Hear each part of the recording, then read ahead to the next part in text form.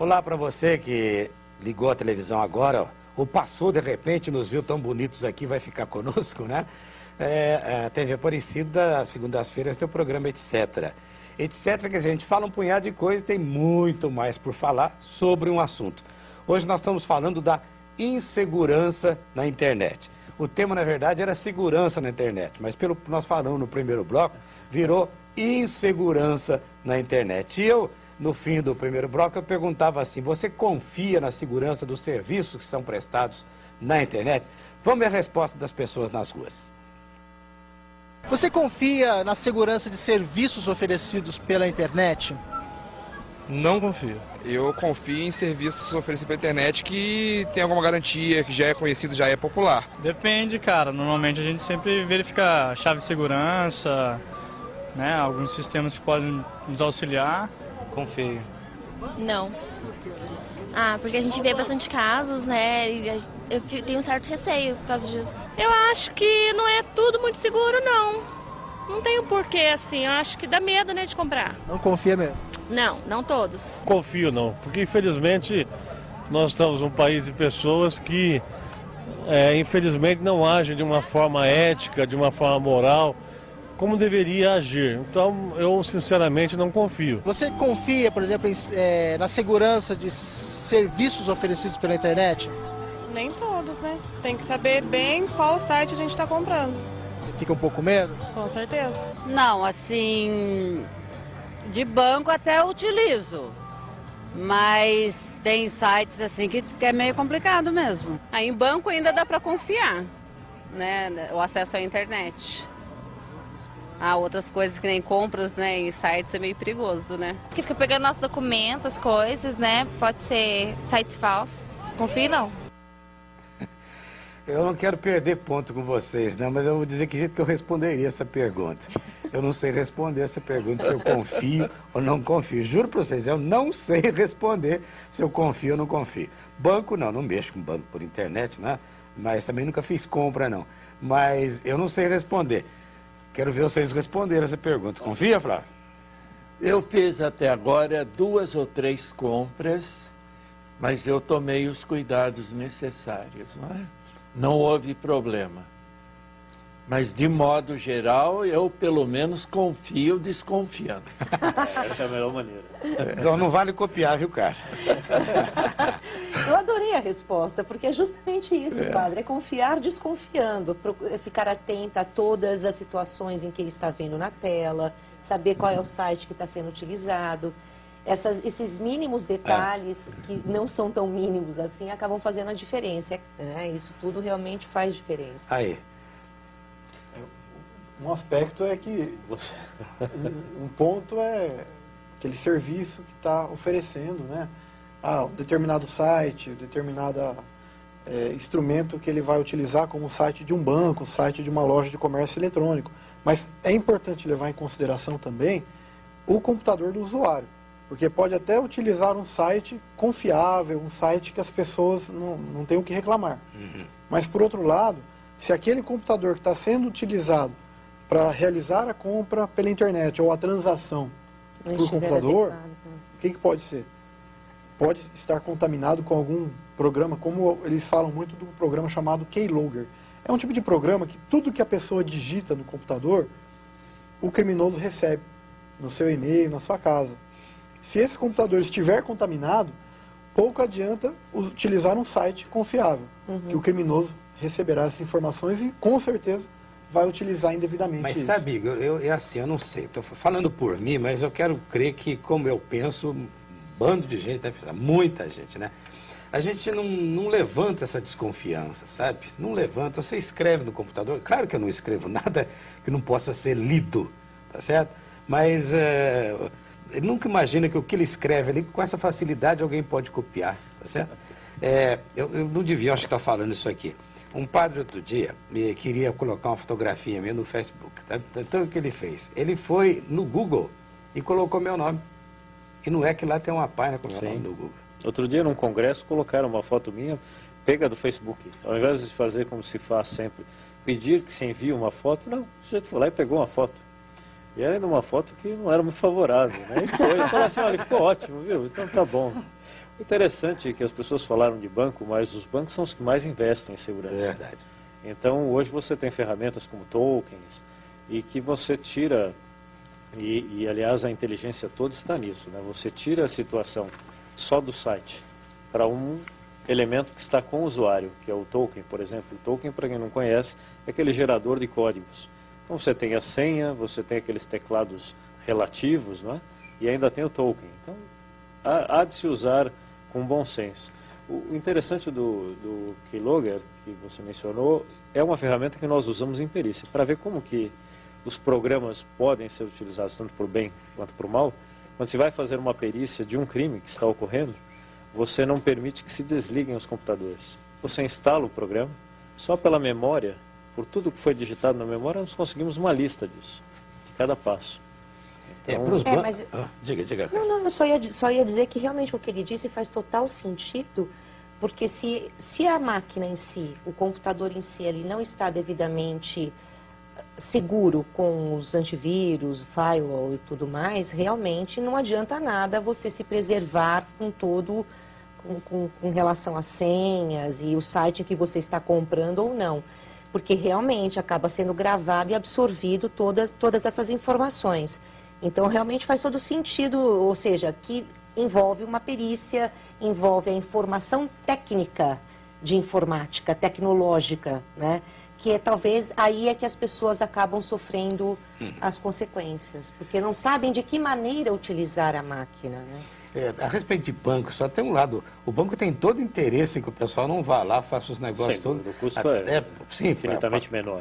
Para não ter tanto empregado, né, e por aí afora, né? Custo, a rapidez, a agilidade, o custo, né? É mais interessante. Sem dúvida. E, na verdade, até a segurança, não é? Hoje eu não... sair de um banco hoje sacam o dinheiro em quantidade significativa, né? Isso não faz sentido. Hoje você transfere, pagando a taxa que seja, mas transfere. É verdade. Flávio, você ia dizer? De Jacareí, Benedito José. Minha conta no banco foi invadida. Felizmente, meu filho, que é técnico em informática, conseguiu descobrir o caminho e o banco fez a reposição. O Marco Antônio de Barros, ele pergunta, não seria o caso, diante de tanta insegurança, que o governo ou a polícia criassem um site que nos pudessem garantir a idoneidade desses sites de venda? A professora Iraci, lá de Jaguarão, Rio Grande do Sul, ela diz que é especialista em meios digitais e diz, não acredito em site seguro. Nunca consultei minha conta bancária pelo computador. E termina com a pergunta que me parece estão tentando responder. O que podemos fazer para aumentar a segurança? A Rosa Maria de Uberlândia, Minas Gerais. Que cuidados eu devo ter ao fazer compra pela internet? Será que o produto é entregue? Será que a senha fica protegida? A Maria Ângela já introduz um outro assunto. Se não me engano, ela é de Aparecida. Ela diz que é fã das redes sociais, mas usa as redes com muito critério. Bom, vamos por parte, né, para a gente conversar um pouco sobre isso. Não temos muita pressa, não, que no terceiro bloco a gente vai tratar disso, né, por questão de como conseguir segurança. Vamos ver se a gente ensina algum caminho das pedras para as pessoas, né? A gente conversa e só estamos colocando defeito, né? Não é bem assim.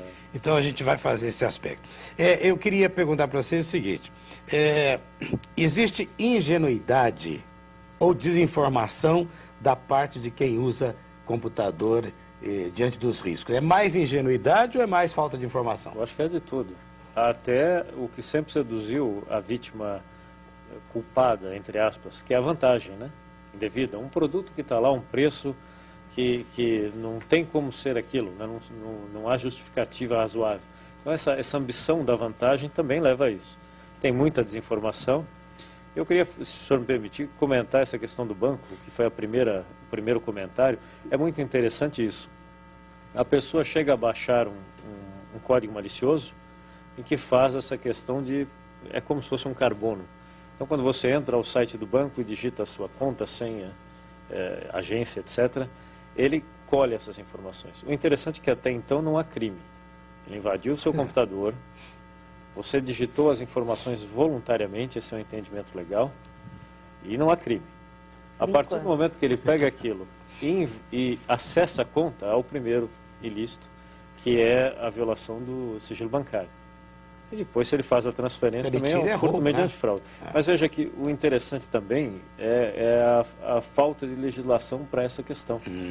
Então, quer dizer, todo mundo tem consciência que isso é um ilícito, ou pelo menos, não é ilícito porque não tem lei, mas é uma ilicitude moral, não é? Não é razoável que se invada o computador de outrem, mas não há lei. Não existe lei, doutora? Por enquanto, não. Nós temos um projeto de lei que tramita há 14 anos. São projeto 3. Já está. Na verdade, é que ele já mudou de número e tal, é 84. E quem sabe agora, nós estamos aí com poucas tipificações, a gente consegue chegar a uma conclusão. Mas há falta de interesse em não ter legislação? Não, muito pelo contrário, acaba havendo discussões, mas acaba tendo envolvimentos políticos, interesses políticos. Começou com um projeto longo, cheio de falhas, equívocos. Quando fazer uma lei não é algo tão simples, e quando envolve direito eletrônico, digital, a coisa fica novas, mais difícil ainda. Mas nós temos gente escolhida e perita para fazer lei para o país, não é isso? Então, cuja função é essa? Pois é. A questão é que há um medo muito grande do seguinte, e é a nossa área que nos interessa diretamente. Nesse projeto como um todo, passa-se necessariamente pela identificação do usuário. Então, é um pouco do que eu falei no primeiro bloco. Será que é tão importante assim, é tão custoso ser identificado? Você já é identificado 24 horas, né? Você anda num carro que é regulamentado, então ele tem uma chapa que tem o seu endereço. Você é filmado, você se identifica para entrar em qualquer edifício. Então, será que é tão mal assim a pessoa, quando entra, ser obrigada a se identificar? Então, esse é o ponto que mais causa celeuma. Então, por isso que a lei não se avança. Chegou-se até a fazer paralelos. Não, eles querem controlar o uso. Então, eu acho que quem não deve não teme, né? Mas eu acho que faz sentido esse raciocínio, né? Porque você compara a realidade da vida com outro instrumento que está aí e onde se tem medo de censura, né? Ah, sim. Mas a democracia recente. O que se acaba argumentando é que não se pode banalizar a intimidade, a privacidade. Então, argumentos de um lado, argumentos do outro, e aí acabam que não se chega a lugar nenhum.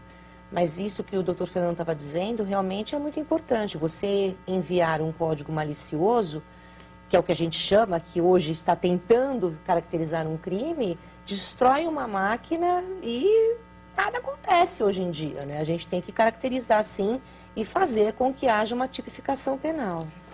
Um ponto que é interessante é que não existe nenhuma lei que obrigue os provedores de conexão e os provedores de acesso a serviços, ou seja, aquele que oferece internet para a pessoa e aquele que oferece determinados serviços, como um e-mail ou uma rede social, que armazenem a identificação daquelas pessoas que estão utilizando a internet ou um serviço.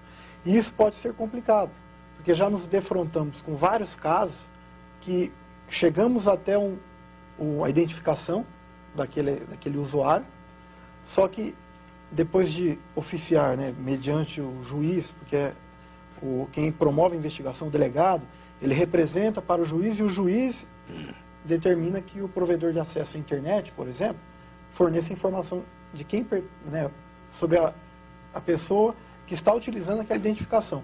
E ele fala, olha, não tem mais isso armazenado, não sou obrigado a manter isso armazenado, e acaba gerando o quê? Acaba gerando impunidade. Então é muito importante, e essa lei, essa chamada Lei Azeredo, ela é muito importante, muito conhecida por esse nome, né?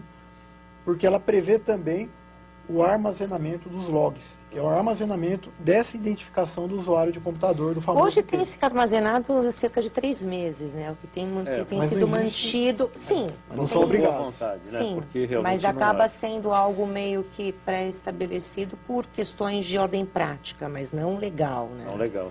E veja, a intenção do projeto não é identificar o conteúdo da navegação, é só a conexão. Então, essa é a diferença básica, né? Assim como quando você recebe a multa de trânsito, tem lá uma tarja negra na parte de dentro do veículo, é mais ou menos esse conceito melhorado, né? Aquilo a gente sabe que é uma coisa já feita manualmente. Mas a ideia é essa, então não há porquê dessa questão toda. E uma coisa interessante aí, já falando de diferença de conteúdo e acesso, né? A conexão que você faz, identificar o seu usuário e por onde você navega. Há um outro conceito também, assim, as pessoas às vezes tomam muito cuidado em não colocar o dado cadastral na rede social, por exemplo. Ela não coloca o endereço, o condomínio que mora, a escola, etc. Mas ela coloca o dado mais precioso, que é a sua disposição interior. Então ele coloca ali suas preferências, suas suscetibilidades, o que lhe é mais caro. Então isso, para a pessoa que lhe pretende fazer algum mal, é o mais raro, o mais precioso. Né? A questão do conteúdo, a gente nem está falando muito pouco disso, né? Mas é a questão central. Né? Sem dúvida. O que vale tudo isso, senão o conteúdo. E há pessoas que são totalmente imprudentes em relação a conteúdo, né? Totalmente imprudentes. Aí, né, você vale pelos segredos que você é capaz de guardar Sem sobre dúvida. você mesmo, né? É porque a pessoa tem a sensação de que ela está num ambiente privado. E não tem nada mais público do que a internet. A internet é pública, porque você nunca está só. Essa é a grande verdade. Né? Uma analogia que assusta é a seguinte, é menos danoso e menos público você estampar um conteúdo numa edição de uma revista de grande circulação do que publicar na internet. Aquela revista, por mais que lida no final de semana, é assunto durante um mês e se esquece. A internet você envelhece e você ainda terá conteúdos. Então nós temos casos de ter que retirar conteúdo do ar. Mas isso é um trabalho de formiguinha, porque você retira, ele volta. Alguém que baixou aquele conteúdo, amanhã o posta novamente. E a revista é mais difícil a multiplicação. Lá a multiplicação é um instante. E é simultânea e abrange muita gente. E sob esse ponto de vista, muitas vezes existe também a famosa engenharia social, que é a utilização de uma estratégia em que a pessoa consegue diversas informações sobre a vítima e ela utiliza isso, principalmente informações sigilosas, confidenciais, e ela utiliza isso para praticar algum crime contra a vítima. Então a gente tem percebido muito a utilização da denominada engenharia social para obter essas informações. E a vítima, principalmente nas redes sociais, ela passa esse tipo de informação. Vai ter chantagem, por aí vai, né? Nós queremos falar um pouco sobre os sites institucionais. Nós preparamos uma matéria sobre a insegurança nos sites institucionais. Vamos dar uma olhada.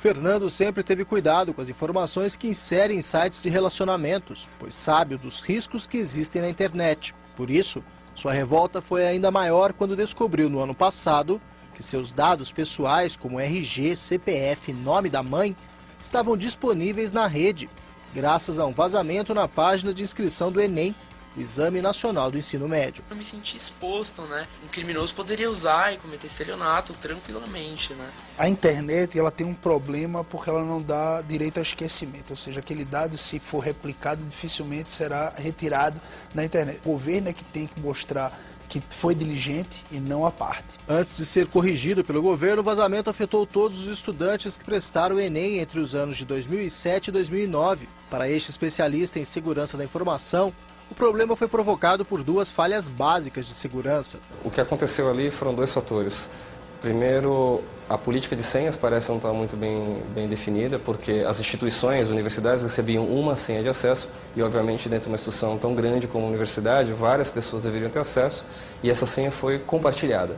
E esse é um problema de segurança gravíssimo, você não deve compartilhar senhas. Parece ter havido também um problema de classificação desses dados para dizer o que poderia ou o que não poderia estar público. Outro fato que colocou em xeque a segurança dos sistemas de informação do governo brasileiro ocorreu em junho, quando várias páginas de órgãos federais foram desconfiguradas e até ficaram fora do ar, vítimas de uma série de ataques online. Portal Brasil, Receita Federal, Ministério da Cultura, IBGE e Petrobras estão entre as páginas afetadas. O objetivo dos hackers, neste caso, não foi roubar dados, mas simplesmente sobrecarregar o sistema. Para isso, utilizaram milhares de computadores robôs. Então o site está planejado fisicamente, sua arquitetura está planejada para receber uma quantidade X de conexões por segundo. De repente você multiplica isso por vários milhões. E aí ele não tem essa capacidade para aguentar, porque isso não é normal. E aí o serviço sai do ar. Não significa que nenhum dado foi roubado. Só em 2011 já foram registrados 714 ataques do tipo. Para este delegado da Polícia Civil de São Paulo, especialista em crimes virtuais, a maioria dos órgãos públicos não está preparada para conter esse tipo de crime. Você necessita, para enfrentar esse tipo de problema, principalmente de recursos materiais e recursos humanos. O recurso humano ele tem que estar quase que diariamente em treinamento e em evolução. Além de mais investimentos, o policial também defende mudanças na legislação. Nós estamos ficando na retaguarda, nós estamos perdendo a possibilidade de conseguir manter sob controle principalmente os índices relacionados à cibercriminalidade, como o que tem acontecido em países em desenvolvimento ou em países desenvolvidos. Há quem precise de legislação, né? Há quem precise de legislação, né, doutor? Sim, com certeza. Mas é importante considerar também que esse tipo de conduta apresentada nessa matéria é considerado criminosa. Apesar de não existir uma legislação específica, e é muito importante que existisse essa legislação específica, é possível ainda assim aplicar o Código Penal e algumas leis que não estão no Código Penal. Então, a pessoa que picha o site, né, o defacement, que o doutor Fernando apresentou, é um crime, pode ser um crime de dano. Aquele caso, um site do governo que apresentava algum serviço público. Se o criminoso tornar indisponível esse serviço, também existe uma previsão para esse tipo de conduta e é punida, com pena, inclusive pena de reclusão. Qual é o objetivo? Por que eles fizeram isso? Mostrar poder? Na verdade, é aquilo que eu falei, não existe crime eletrônico sem interesse financeiro. Se ele não é manifesto agora, ele será em um determinado momento. O crime eletrônico, nessa escala, ele tem todas as características de crime organizado. Então, ele deveria ter o mesmo tratamento em alguns, já tem até algumas decisões assim, né? Agora, o próprio STF, desculpa. Exatamente, já tem decisões no gênero. Agora, o interessante é uma das posturas que se deveria tomar e resolveria muitíssimo é não falar mais o nome dos grupos, como se faz com as facções criminosas. Porque esse desejo que parece ser de vaidade, na verdade, ele é para obter uma chantagem no momento imediato, né? No instante seguinte. Agora, as autarquias já estão tomando cuidados. Hoje nós temos 30% dos nossos clientes são autarquias. Eles contratam auditoria de segurança externa, porque a empresa normalmente imagina que tem que ter o quê? Um departamento de TI. Então, ele provê o recurso, mas não tem necessariamente um especializado em segurança. Então, hoje você já vê a busca pela blindagem dos serviços, né? Essa é uma preocupação atual já. Você ia falando que existe já no Supremo? Não nesse sentido de crime organizado, mas eu também concordo que deve ser tratado como tal. Inclusive se fala até em cyberterrorismo, porque por vezes ele não existe. Existe, né? Exatamente. Os ataques aos Estados Unidos, eles vêm direcionados de 3 países. Ao próprio site do governo brasileiro também aconteceu isso também recentemente, né? Mas existem já decisões, inclusive, acho que, se não me engano, do ministro Dias Toffoli, do STF, que ele negou a liberdade provisória para um simples crime, porque ele está entendendo que realmente são gravosas as infrações cometidas, porque interfere e afeta um grande número de pessoas, né? Flávio, você tem mais gente aí? Tenho. Primeiro, o Alberto, lá de Santa Fé do Sul, está acompanhando pela parabólica. O Valdemir Serrano introduz um assunto. A empresa, desculpe, pode controlar o que os funcionários fazem na internet? É um assunto delicioso. Aliás, perfeito o assunto. Se um funcionário cometer um ilícito na internet durante o trabalho, expediente, a empresa pode ser responsabilizada? Será, com certeza. Com certeza. Aí a doutora Carla vai... Vamos lá, como é que funciona? Bom, nós temos hoje um instituto, se é que assim pode ser dito, que chama-se Compliance, Criminal Compliance, que quer dizer, são introduzidas um conjunto de regras e normas dentro da empresa e dentro de diversos setores da empresa, onde seguem essas regras que devem ser conformes à legislação pertinente. Ou seja, isso deve ser introduzido na empresa acompanhado por um técnico de TI, de um perito. Isso que você introduziu são normas. Normas, né, que devem ser apresentadas, introduzidas dentro dessa empresa, que devem sempre estar conformes à legislação pertinente brasileira. Ou seja, se nós estamos diante de um setor trabalhista, essas regras de compliance devem estar conformes à legislação trabalhista brasileira. Então, várias situações que ali se encontram devem... O funcionário, né, nessa gestão, vamos dizer assim, ele deve assinar alguns termos onde eles aderem àquelas situações que são impingidas, ou seja, são aplicadas para que eles cumpram, e se porventura não cumprirem, acaba havendo uma transferência de responsabilidade. Até é o bom senso, senso comum. Você está usando, né, um equipamento que é de uma empresa, ele trabalha na empresa, há normas para fazer isso. Mas então, se ele utilizar... o horário de almoço, etc., também há essa questão. Exatamente. Porque, inclusive, pelo descumprimento do trabalho, essa é uma grande dúvida. Surgiu, na verdade, no começo por isso. Escuta, mas o sujeito chega para trabalhar no horário, só que ele usa a rede social o dia inteiro. Pode ou não pode? Aí havia-se aquela questão de assim, bom, mas se o departamento de informática não consegue bloquear, então é porque eu posso... Na verdade, não. Esses termos que a doutora Carla mencionou, você faz, inclusive, dizendo que ele não pode explorar falhas. E aí você consegue as duas situações. Primeiro, poder demitir, porque aquele termo nada mais é do que um adendo ao contrato de trabalho. Então, aquilo se junta ao contrato de trabalho. Como os termos de sigilo, que já há algum tempo as empresas fazem, né? Sigilo de informação. Confidencialidade, exatamente. Enfim. E no mesmo raciocínio. E havendo uma situação gravosa, você pode até conseguir... Se a empresa tiver, além dos termos, um plano suficiente de informação, de segurança da informação, você consegue tirar a empresa do polo passivo e deixar só o autor.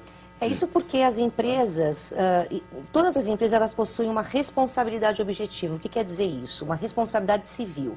Qualquer dano que seja afetado a terceiro, civilmente, a empresa ela é responsável. Então, a forma de transferir essa responsabilidade é fazer com que esses funcionários, ao ingressarem dentro da corporação, eles assinem esses termos que se comprometem, ou seja, a não fazer isso, não fazer aquilo, regulamentos... E se fizerem, a responsabilidade é deles. E caso façam, inclusive pode dar ensejo até a uma demissão. Né? E aí fala-se do quê? Né? Você tem aquela questão de praticar um ilícito, acessou uma rede social a partir da empresa, a empresa procura um advogado, um perito especializado, localizamos quem é a empresa. Aí vamos lá ter na empresa para saber quem fez. Essa é uma situação. Mas existe outra, de interesse direto da empresa, que é o furto da informação. Então, um segredo industrial, quer dizer, a pessoa pode acessar o e-mail dela? Será que ela pode pegar um e-mail corporativo da empresa e mandar-se para o e-mail pessoal uma informação? Eu tenho um caso de demissões por justa causa, com base nos termos, de um funcionário que fazia isso. E é bastante claro. E entra uma questão mais delicada ainda, que é o monitoramento dos e-mails. Para descobrir se isso, será que a empresa pode monitorar o e-mail? Pode. Essa é uma discussão viva. Nós prevemos legalmente, mas essa discussão tem as mais diversas... É porque se discute essa questão decisões. da privacidade ou não, mas aí é a velha história. Há quem entenda que não, que você vai estar adentrando na privacidade daquela pessoa, né? Bem, veja que o assunto vai longe, né? Está na hora de a gente fazer outra pausa. E é muito interessante, porque há insegurança a respeito disso, né? Vai se apalpando como agir. Claro que na empresa de vocês existem normas já, né? Deve existir. Sem como dúvida, agir, né? sem Claro, dúvida. A gente vive de implantar essas normas. A Perfect Link, que é a minha empresa, vive da segurança corporativa de TI. No meu escritório também, todos assinam termos de confidencialidade, nós trabalhamos juntos e aplicamos dentro das empresas, ou seja... Tá bem. Só um único detalhe, que o empresário, quando pensa em se adotar medidas de política de segurança da informação, ele tem que procurar ajuda especializada também. Ele corre o risco, por exemplo, colocar um determinado dispositivo para monitorar tudo que o funcionário faz no notebook, inclusive na Você não está conforme a legislação. Pode incidir num crime, crime de interceptação ilegal. Exatamente. É crime. Então tá vendo, quem tem muito empregado que abra o olho como é que vai regulamentar essas coisas, tem que ter organização e ter a segurança para isso. Nós queríamos cumprimentar então o pessoal lá de, como é que chama o lugar? Santa Fé do Sul. Tá parada a cidade para ver o etc. hoje, né? Tá o padre, tá todo mundo. O Adalberto, o Flávio já falou aqui agora há pouco. Nós cumprimentamos o Afonso Dias também, que é de Itatiba, que sempre nos acompanha, e o Samuel, que é de São José dos Pinhais, do Paraná, também está conosco, entre tantas outras pessoas, né? Nós vamos fazer mais uma pausa. A perguntinha agora é assim: aí, você faz uso das redes sociais? Por que você faz uso? Interessante o porquê. Por que, se você faz uso das redes sociais, por que faz uso? A gente já volta no instante. etc@tvaparecida.com.br. Até já.